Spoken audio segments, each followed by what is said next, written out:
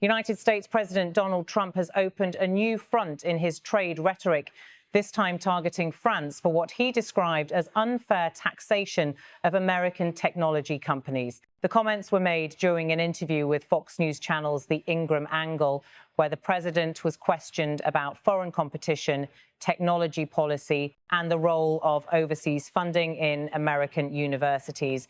When asked whether China's role in the U.S. higher education system posed a risk, Trump replied that he saw value in international participation, but quickly turned his criticism toward Europe.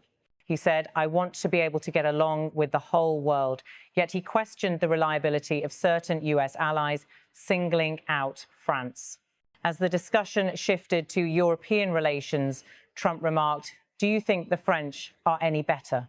And followed with, "Really, I don't know. I'll tell you, I'm not so sure. We've had a lot of problems with the French, who impose very unfair taxes on our technology by applying 25% tariffs on American goods." The exchange came amid renewed strain between Washington and Paris over taxation of multinational technology companies, a dispute that has periodically resurfaced since the introduction of France's Digital Services Tax, or DST, several years earlier. The French DST, originally enacted in 2019, was designed to tax revenues generated by large online platforms operating in France, rather than taxing profits declared in other jurisdictions. Many of the affected companies are US-based, including Google, Amazon, Meta, and Apple. Although the tax rate is comparatively modest, 3% of qualifying digital revenues, the measure triggered strong opposition from Washington. US officials under both the Trump and Biden administrations have argued that such national taxes unfairly single out American companies. Trump's latest remarks came shortly after France's parliament approved an update to its tech sector tax regime in late October 2025, doubling the rate on large digital companies from 3% to 6%. French Finance Minister Bruno Le Maire defended the move at the time, saying it was necessary to ensure multinational platforms pay their fair share. In the Fox News interview, Trump appeared to view those developments as a direct provocation. His description of 25% tariffs on American goods referred more broadly to a history of transatlantic trade tensions that have included wine, aircraft, and technology sectors. Analysts note that his criticism fits into a broader America First economic message that continues to define his second term. It emphasizes trade reciprocity and resistance to what the White House describes as discriminatory foreign taxation. The president also touched on the financial flow of international students into U.S. universities, using it as an example of economic leverage. "We rake in billions of dollars from students," he said. "Students pay more than double when they come from most foreign countries. I want to see our school system thrive, but at the same time, I want to be." He paused briefly before concluding, "I know you and I disagree. We'll never agree on that. But that's okay." Trump's comments linked higher education funding to trade and taxation, suggesting that the U.S. benefits economically from global engagement, but remains wary of partners it believes exploit American innovation. The tone of the interview reflected familiar themes from Trump's earlier years in office: skepticism toward global institutions, a demand for balanced trade, and criticism of European allies. His rhetorical question about France echoed previous clashes with Paris over defense spending, digital regulations, and energy policies. In 2020, the Office of the U.S. Trade Representative investigated France's DST, concluding that it discriminated against American technology firms. At that time, Washington threatened retaliatory tariffs on French goods, including cosmetics, handbags, and wine, but suspended those duties following negotiations within the Organization for Economic Cooperation and Development, or OECD. The OECD has since worked toward a global tax framework for digital companies, but progress remains slow. The United States has argued that unilateral national taxes undermine those talks, while European governments insist they fill a temporary gap in tax fairness. In 2025, those disagreements resurfaced as several European parliaments, including France's, moved to increase or reintroduce national levies ahead of an OECD agreement. Trump's remarks appear to signal renewed US resistance to that approach.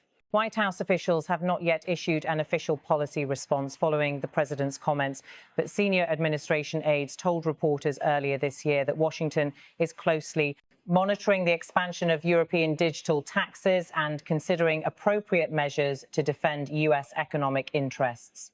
French officials, for their part, have so far avoided direct confrontation over the latest remarks. The French Finance Ministry, when contacted by several international outlets, declined to comment but reiterated Paris's long-standing position that digital firms operating in the French market must contribute proportionally to the national tax base. Trade experts note that the issue is complex. France argues that technology giants book enormous profits in low-tax jurisdictions while generating revenue from French users. The United States counters that such taxes effectively penalize U.S. exporters, violating international trade rules. At the heart of the dispute lies the question of digital sovereignty, how nations tax online economic activity that transcends borders. Beyond taxation, Trump's comments highlight a wider political friction.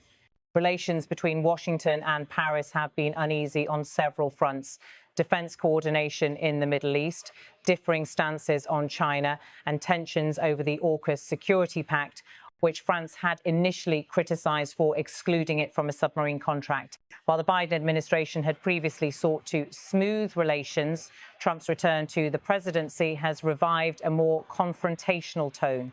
His public criticism of NATO allies and frequent emphasis on trade imbalances have once again placed economic nationalism at the center of U.S. foreign policy. Analysts say Trump's remarks about France fit this pattern. The president framed the issue in personal, transactional terms, suggesting that friendly relations depend on financial fairness and reciprocity. Economists warn that escalating rhetoric could reopen a cycle of tariff threats between the two allies. A senior European Commission official speaking anonymously to Reuters said that while the Commission had not yet received formal notice of any U.S. measures, we are aware of the comments and are evaluating potential implications. In recent weeks, Washington has already been reviewing new trade actions against other partners, including proposed duties on Chinese electric vehicles and further restrictions on semiconductor exports.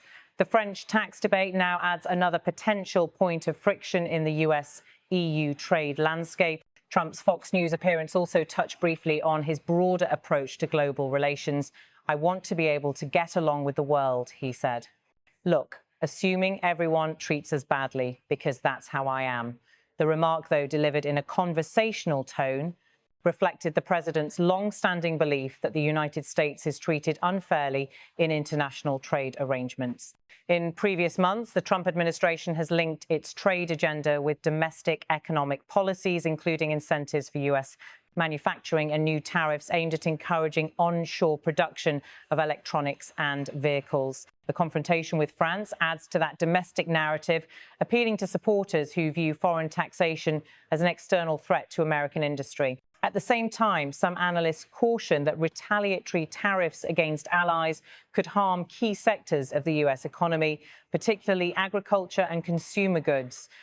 In 2019, for example, the earlier U.S. tariff threats on French products prompted concerns from American exporters who rely on stable European markets.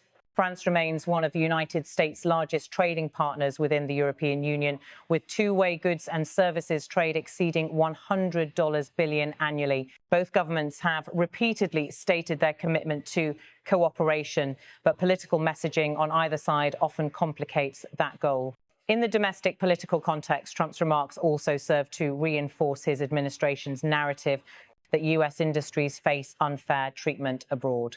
They coincide with ongoing debates in Congress over corporate taxation, trade policy, and university funding, subjects that formed the backdrop to his Fox News interview. University leaders have reacted cautiously to Trump's comments linking foreign students to economic policy. According to data from the U.S.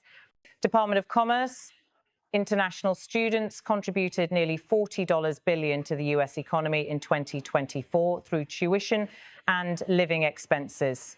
While Trump emphasized that foreign students pay higher rates, education analysts warn that restrictive immigration or diplomatic friction could discourage enrollment and reduce revenue for American institutions. The president's remarks nonetheless underscore his view that the United States holds economic leverage through its global education and technology sectors, leverage he believes must be used to secure fairer trade treatment. Trump's relationship with France's President Emmanuel Macron has fluctuated between cooperation and tension.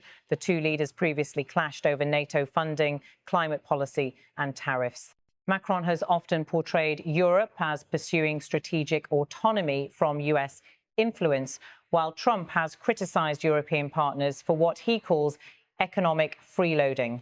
As of now, no bilateral meeting between the two leaders has been announced, French and US. Diplomats continue to engage within G7 and NATO frameworks, but trade policy remains a persistent source of disagreement. Political observers suggest that Trump's latest comments are likely to resonate across Europe, where governments are already debating how to respond to his administration's more protectionist direction. EU Commission officials have signaled that any US trade actions targeting France could prompt a coordinated European response. The digital tax question, once viewed as a technical fiscal matter, has become emblematic of broader geopolitical competition over who sets the rules of the digital economy. For multinational technology firms, the outcome will determine where they owe taxes in the countries where they generate revenue or where they declare headquarters. For governments, it is a matter of sovereignty and fairness in the digital age. As of mid-November 2025, neither side has indicated readiness to compromise. Washington insists that taxation should be addressed through global negotiations under the OECD framework, while Paris maintains that national measures will remain in place until an international solution is ratified. Diplomatic analysts say Trump's comments could accelerate transatlantic divisions on economic governance, particularly if the administration moves to reimpose or expand tariffs in retaliation. For now, the dispute remains confined to words, but history suggests that such exchanges can escalate quickly in the high-stakes arena of global trade. The latest remarks mark another reminder of the uneasy balance between alliance and rivalry in US-European relations, where partnership in defense often coexists with competition in commerce.